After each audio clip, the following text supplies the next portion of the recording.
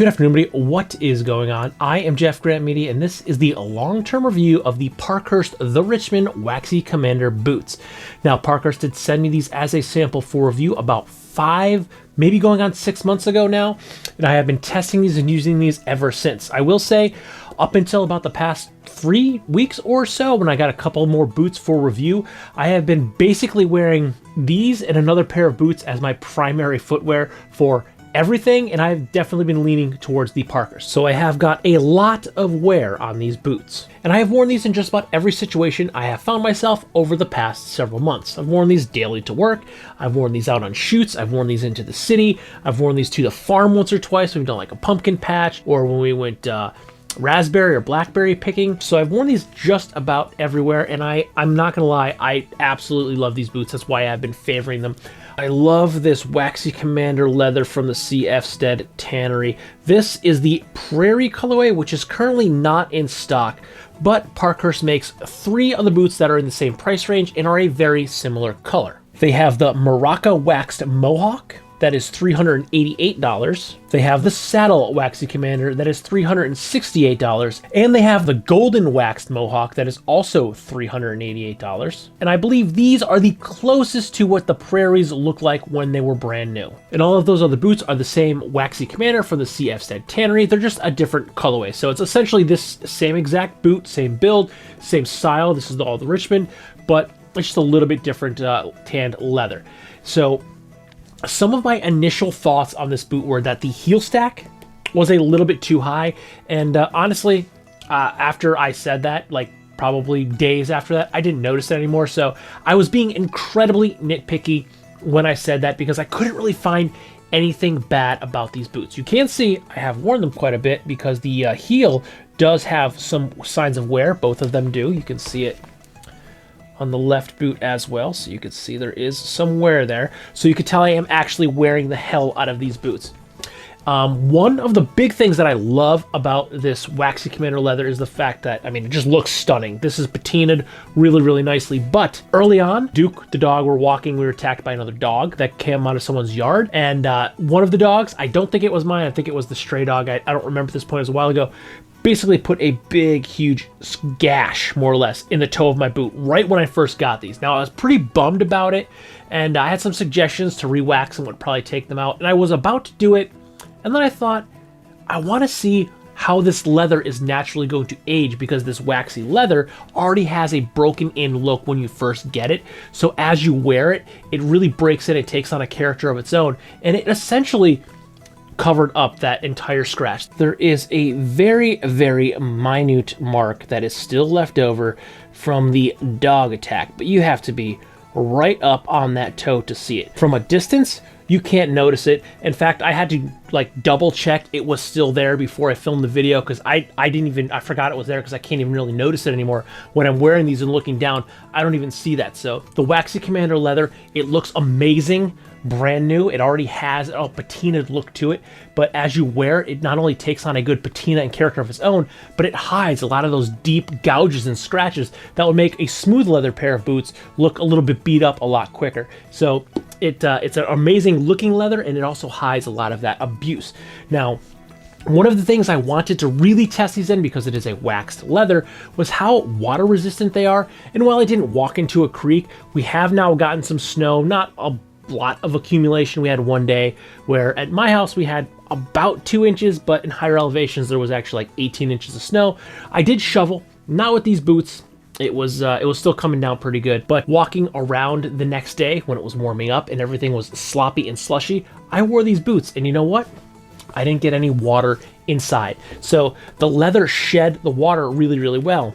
And because we have a gusseted tongue, it also kept the water from creeping in. So as I was walking and it was splashing up, if I got any on the tongue, it wasn't going to absorb and soak into the boot. So like slush, if you don't live in a climate where you get snow and slush, the slush clumps as you splash in some of that. It'll splash like water, but you get a big slushy clump that will land on your boot. And sometimes if it lands on the tongue or the upper, when it melts, because the body heat, it will just kind of creep in your boot. But because we have this nice gusseted tongue here, anything that got on the upper, it didn't melt and go into the boot because the gusseted tongue kept the water out and the waxy leather did its job keeping that water out. So they do work really well in the wetter conditions. I have worn these in the rain as well, but even a sneaker, if you're moving quickly, walking from the car to the building, that's not necessarily going to soak your feet. I haven't worn these in a torrential downpour, but I have worn them again in a little bit of rain and my feet stay dry. But the best test was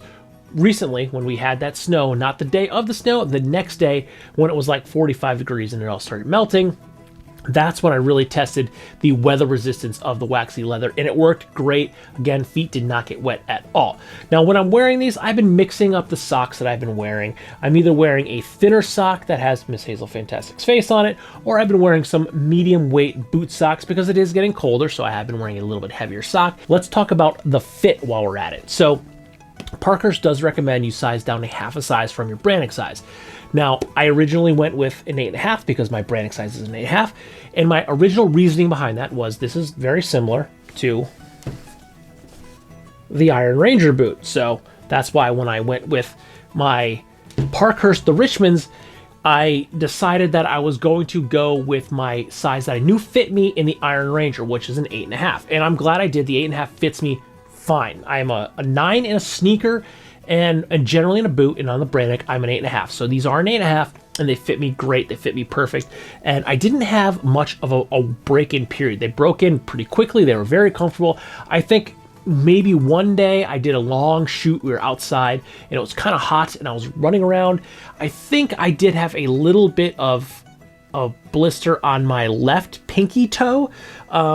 I was also running and crouching and bending, so as the boots were just about to break in, I got super duper sweaty, and I run hot, and I was wearing boots, and it was hot that day, and I was running around.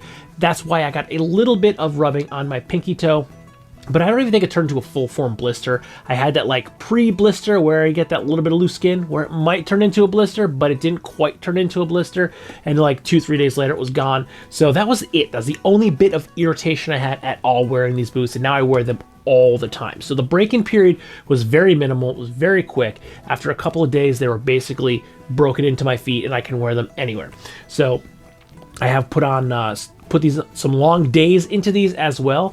I will leave the house about 7:30, and like tonight I took them off. Normally I wouldn't. It's a Tuesday night. We have dance class shortly, but we ate dinner quick tonight, so I have a little bit extra time. But normally on like a Monday and Tuesday when we have dance class, I'll put these things on my feet at 7:30 at night, and then they don't come off until about 8:30 after I get home and take out the trash and walk the dog. So like 8:30, 9 o'clock really, realistically. So I've put these on and not taken them off for like 13 plus hours, and they're completely fine. I haven't done any large carpentry projects in them, and that's really only because I haven't done any large carpentry projects since probably the spring, but I have done a few tinkering projects in the basement. Sawdust brushes right off them. Take a shoe brush, which I have right here somewhere. Oh, I have my little shoe brush kit here, and I whack that with the horsehide brush, and everything comes right off them, no problem. And that's really the only treatment I've done, is like maybe once a week or so, I'll just hit them up with the brush, I'll knock anything off, and then if I know I'm not going to wear these for a day or two, even if I only wore them once or twice, I'll take that brush, I'll knock them off, and all the dust and stuff knocks off them, no problem. And that's the only real care that I've done to them, is I've taken the horsehide brush, knocked them off a couple of times. But I am so incredibly satisfied with these boots. These are great. Dare I say, they are better than the Red Wing Iron Rangers, at least in my limited Red Wing Iron Ranger experience. I do like, don't get me wrong, the bulbous toe, the clown toe on the Iron Rangers. I don't mind it too much, but I do like the smaller, slimmer, cleaner look of the Parkhurst The Richmond over that big, bulbous clown shoe toe that the Iron Ranger has.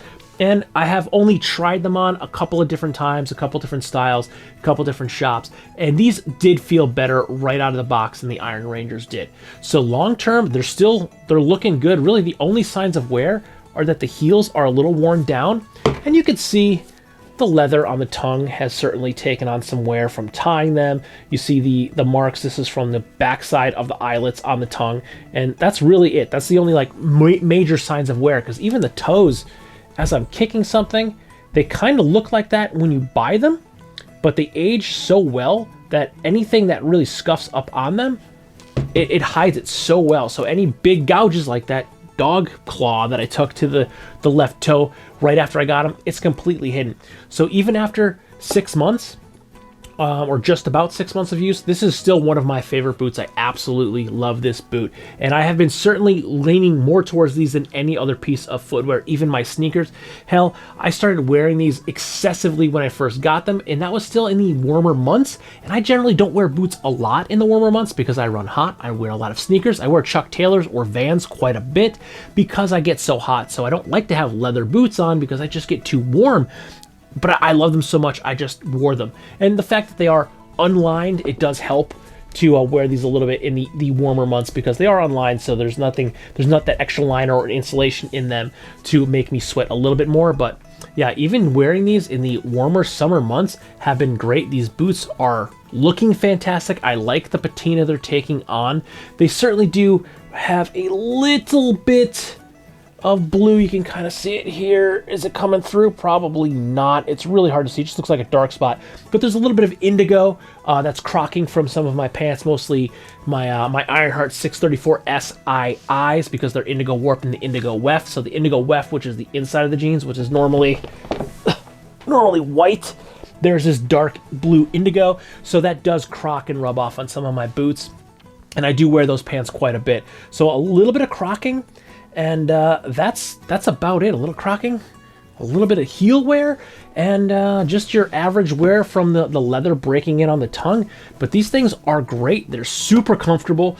They look great, and they're looking better and better every time I wear them. So honestly, if you're looking at the Richmonds, the Parkhurst The Richmonds, I really like the Waxy Commander. They do make them in other leather options. My favorite, which is why I chose these when I requested a sample, was the Waxy Commander because I like the wax, like rough out leather. It just looks and feels really, really well. It's wearing really, really well. They're incredibly comfortable, and the waxed leather is a bit water resistant. No, I have not worn them in a snowstorm or a torrential downpour, but running from the building to the car in the rain, in the heavier rain, they've been fine.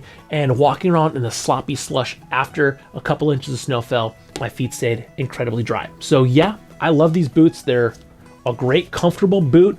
I had a very minimal break-in period, and I've certainly been leaning towards these over any other piece of footwear over the past 5 or 6 months. So yeah, I highly recommend them. These are great, incredibly comfortable, nice boots, and they're just looking better with every single wear. So with that, if you like this video or any of my other videos, don't forget to like, comment, share, and subscribe. Smash that big red button and ring that bell right next to it so you get notifications the next time I post a brand new video. Good night.